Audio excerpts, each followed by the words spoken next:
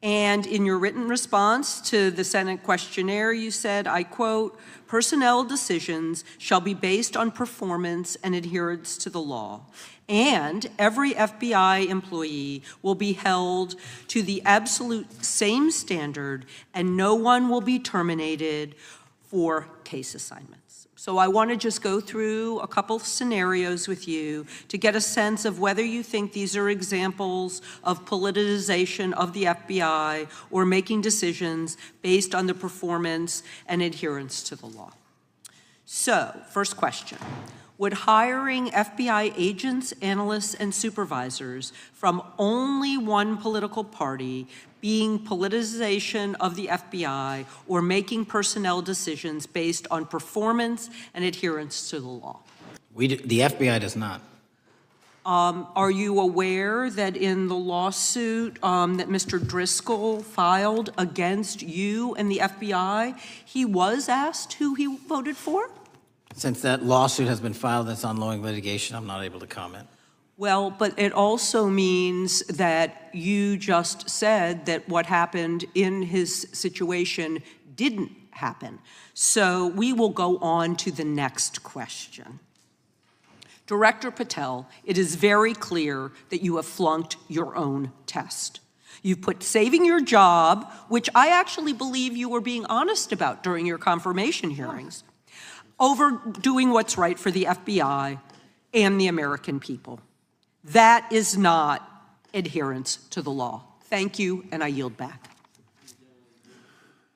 Time of the gentleladies. What you just saw wasn't a routine hearing. Representative Deborah Ross pressed FBI Director Kash Patel with his own promises. No politicization, no retribution, personnel decisions based only on performance and the law. Clear commitments from his confirmation hearing, and written responses to the Senate.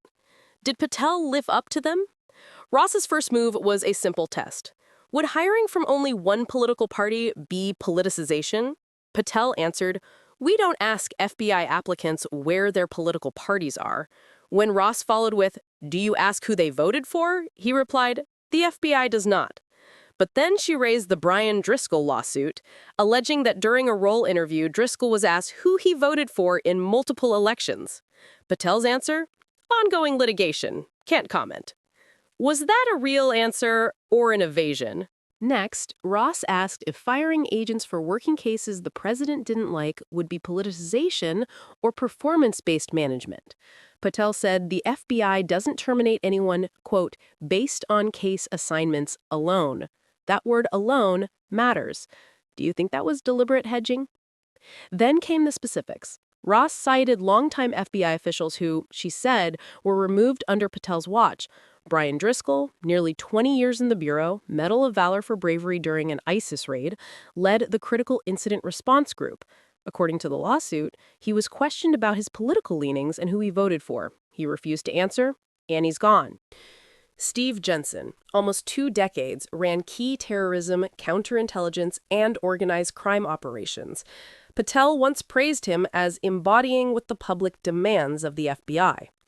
After Jensen worked on January 6 investigations and took heat online from Trump's base, Ross says he's no longer at the Bureau. Special Agent Walter Jardia, a decorated combat veteran with decades of service, who worked on Russian interference matters and helped investigate Peter Navarro. Ross says he, too, was fired. Taken together, Ross framed this as a pattern. Agents tied to politically sensitive cases pushed out, while leadership deflects with procedural answers. Do you see a pattern here? Patel's responses stayed narrow. The Bureau doesn't ask party affiliation. He can't discuss ongoing litigation. Terminations aren't based on case assignments alone. Each reply is technically careful, yet it didn't meet the substance of Ross's allegations. In your view, was that cautious professionalism or strategic evasion? This goes to the heart of FBI independence. The Bureau is supposed to serve the American people, not a president's political interests. If agents think certain cases could cost them their careers, that chills legitimate work. What would you do if you were an agent in that position? Ross closed with a hammer. Director Patel, it is very clear that you have flunked your own test. You've put saving your job over doing what's right for the FBI and the American people. Was that fair or too far?